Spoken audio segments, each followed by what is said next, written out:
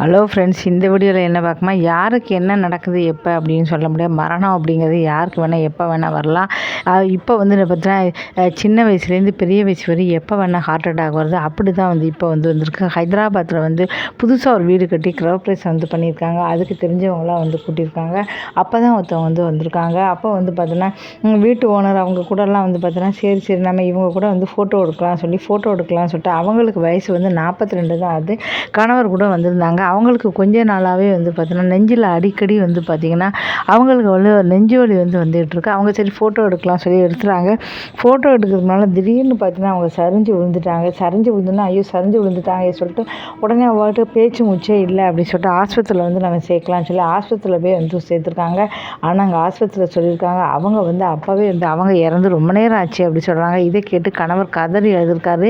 அப்போ தான் வந்து கேட்டிருக்கேன் என்ன ஆச்சுன்னு. கொஞ்ச நாளாகவே அடிக்கடி நெஞ்சு வலி வர மாதிரி இருக்குது அப்படின்னு அடிக்கடி நெஞ்சு வலி வருதுன்னு சொன்னாங்க. வயசானவங்களுக்கு தான் வரும், ஆனால் என்ன ஆச்சுன்னு அது என்னன்னு தெரியல, திடீர்னு அவங்களுக்கு வந்து ஹார்ட் அட்டாக் வந்திருக்கு அப்படின்னு சொல்லியிருக்காங்க.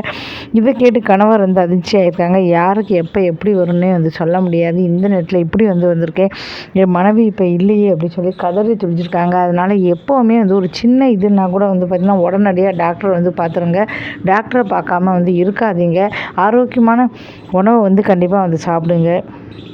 அந்த வீடியோ பிடிச்சா மறக்காமல் சேனலில் சப்ஸ்கிரைப் பண்ணுங்கள். அதே மாதிரி இன்னொரு இது பார்க்கலாம். குன்னூர் பக்கம் வந்து பார்த்திங்கன்னா குன்னூர் பக்கத்தில் வந்து குகை பக்கத்தில் வந்து பார்த்திங்கன்னா ரயில்வே தண்டவாளத்தை வந்து சரி பண்ணிகிட்டு இருக்காங்க. திடீர்னு வந்து பார்த்திங்கன்னா யானை சத்தம் கேட்டு பார்த்துருக்காங்க. பக்கத்தில் உள்ள குகையிலேருந்து ஒரு பெரிய ஒரு யானை வந்து பிளிரி பற்றியே ஓடி வந்திருக்கு. இதை பார்த்துட்டு அவங்க எங்கே போகுது தெரியலையே சொல்லிட்டு நல்ல வேலை பக்கத்தில் வந்து பார்த்திங்கன்னா ஏதோ ஒரு பாலம் வந்து இருக்குது. ஓடி போய் வந்து பார்த்திங்கன்னா அந்த பாலத்து மேலே ஏறி வந்து தப்பிச்சிட்டாங்க. இங்கே கொஞ்சம் நேரத்தில் தப்பிச்சிட்டாங்கன்னு சொல்லலாம். அதனால் ஏன்னா காட்டுப்பகுதி அப்படின்னு வேலை செய்யும்போது வந்து வேலை செய்கிறவங்களுக்கு ரொம்ப கஷ்டமான இடம் தான்.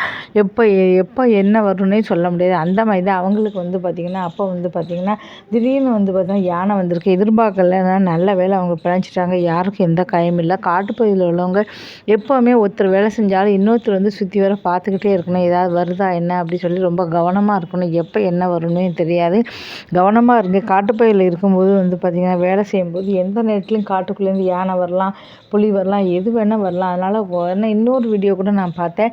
அவங்க வந்து பெருசாக வந்து பார்த்தீங்கன்னா கிரேனை வச்சு வேலை பண்ணிக்கிட்டு இருக்கா. வேலை பார்க்கும்போதே திடீர்னு வந்து பார்த்தீங்கன்னா 4-5 யானை வந்துடுது.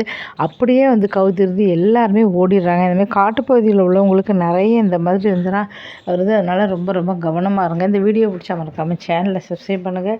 இதுமாதிரி நிறைய வீடியோக்கள் வந்து தொடர்ந்து உங்களுக்கு போட்டிருக்கேன். பார்த்து ஆதரவு கொடுங்க. நன்றி, வணக்கம்.